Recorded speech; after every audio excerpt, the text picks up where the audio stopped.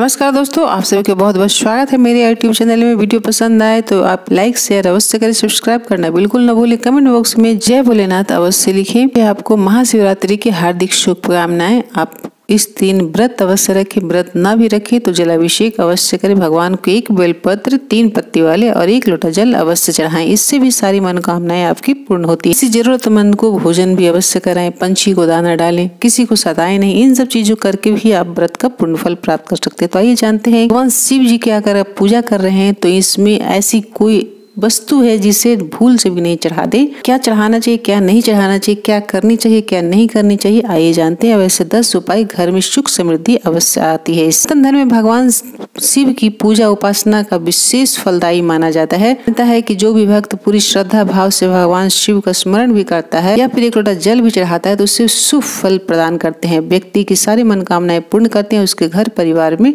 हमेशा वास करते हैं।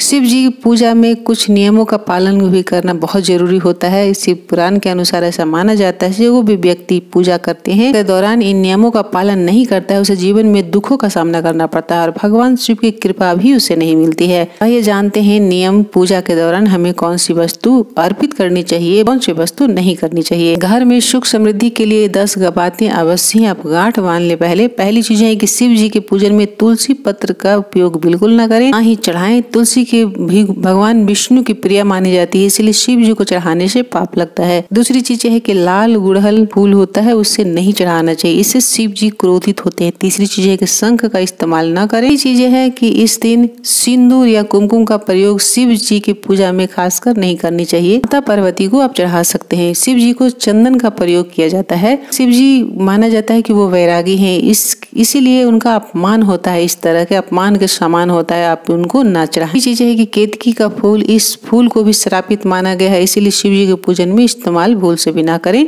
चीज है कि कटे फटे जाली कीड़े लगे हुए बेलपत्र न चढ़ाएं। वैसे बेलपत्र भगवान शिव को अति प्रिय। हमेशा आप 3 या 3 पत्ती से ज्यादा पत्तियों का ही चढ़ाएं, 3 पत्ती से कम बिल्कुल न चढ़ाएं। 8वीं चीज है कि नारियल पानी भी भूल से नहीं चढ़ाना चाहिए, कभी भी ऐसी भूल न करें, ये बहुत ही अशुभ माना जाता है।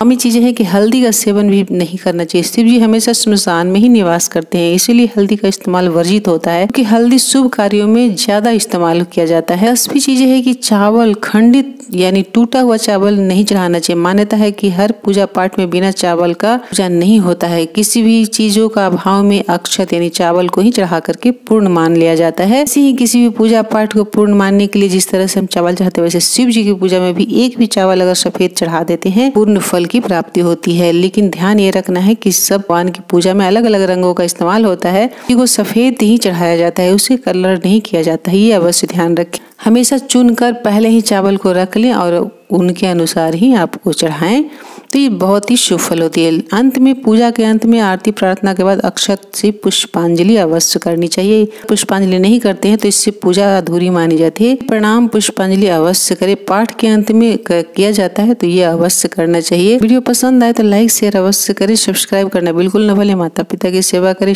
खुश रहें, स्वस्थ रहें और लोगों को भी हंसाने की कोशिश करें।